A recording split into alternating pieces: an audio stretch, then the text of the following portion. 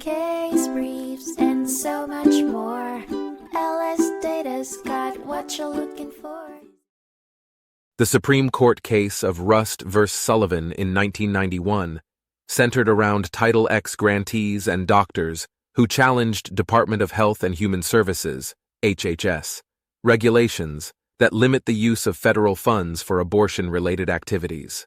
The regulations prohibit Title X recipients from providing abortion as a method of family planning and impose conditions on the use of these funds. The plaintiffs claimed that this violated their First and Fifth Amendment rights. The case established that if an agency's interpretation of a statute is reasonable and aligns with the original intent of the statute, the court must defer to the agency's interpretation in cases where the legislative history is unclear. The district court initially granted a preliminary injunction, but later ruled in favor of the Secretary, rejecting the challenge.